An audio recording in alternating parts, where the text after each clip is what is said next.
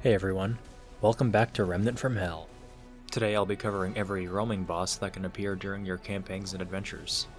Most planets have a few, with some only spawning in specific sections like rural Earth. They are mostly the same as their normal boss counterparts, but a few do feature some differences. Due to the random nature of their spawning, I won't be able to give 100% precise instructions on how to find and beat all of them. There are many factors in the overworld like cover and other enemies that will vary depending on your generation. Currently, there are 12 different roaming bosses that you may find out and about. I have marked each encounterable boss and given them a check mark or an X. Check marks represent that the boss has had noteworthy mechanical changes, or that other factors like environment affect elements of their fight, and X's mean that their fights are mostly unchanged. For the sake of keeping the video interesting, I will mainly be discussing the bosses with check marks. I originally planned on discussing all of them, only to realize that half of them were me saying they were exactly the same. I'll quickly show off some footage of the others as we finish off the planets. And as always, I am playing on Hell difficulty for the sake of demonstration. First on Earth's list is Behemoth. He is the Ents challenger who roams the plains of rural Earth in the 29-23 DLC. He is fairly easy to spot over the many trees dotting the landscape. On my side, he was caught up fighting with some Uriki, who were able to deal some damage to him before I arrived. I decided to stay back and snipe his legs to cripple him. After the rats were gone, he turned his focus towards me. This is where I realized I would have an issue if I kept too close. All of his ground-based slams normally have visuals that travel across flat surfaces, but in rural Earth there are lots of differences in terrain elevation.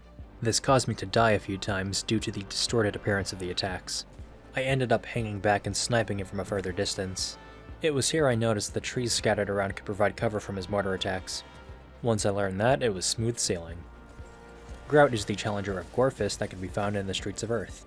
He is mostly the same, but with a new addition, albeit a little buggy. When he activates his Mantle of Thorns, instead of Rotworts, a wave of Defilers will spawn in. They are much slower than Rotworts, and their bombs are not nearly as deadly, although they do still deal a good amount of rot buildup. Be sure not to get too close, their melee attacks are deadly. Due to their slow speed, you can just lead Grout somewhere safer. The issue that comes with these new adds is that they are not cleared out after the player is killed.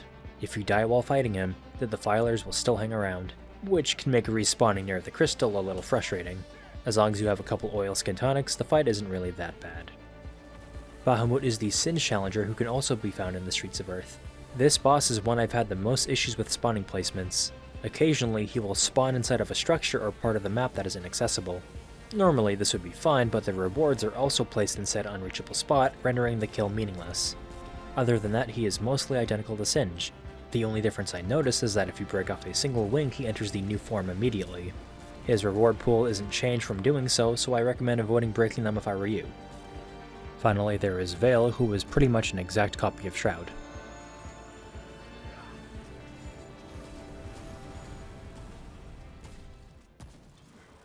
Moving on to Rhom, we have Stalker. He is Maul's challenger who could be found in the Bury Hut towns of Rhom. He himself is pretty much unchanged. The only difference between him and the boss is that sometimes his dog summons are very slow to approach your area after being summoned. Not necessarily a bad thing, as it gives you plenty of time to deal with him one-on-one.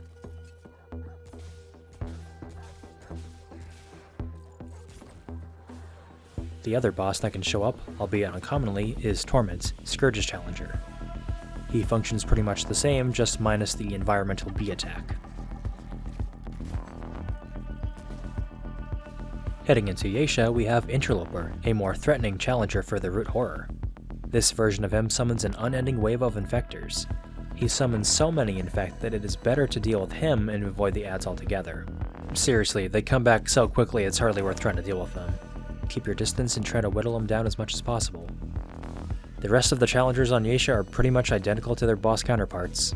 I'll quickly dot some footage over here of some of the fights I had.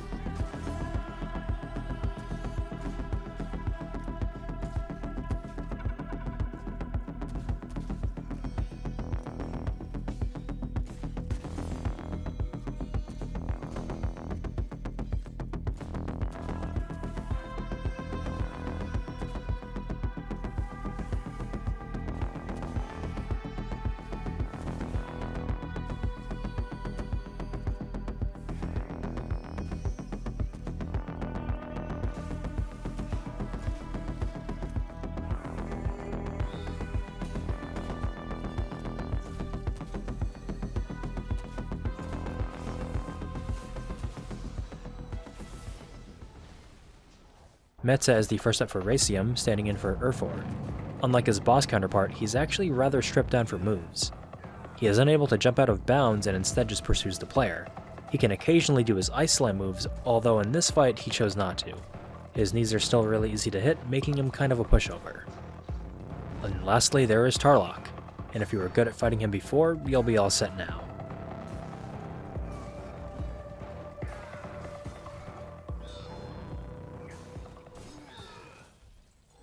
And that is all the challengers added in by the Hell mod. Currently, Gorefist does not have any challengers present, although the devs do have plans to add them in the future. Next week I'll be covering the armor balances and changes. As always, thank you all for watching, and I'll see you all in the next one.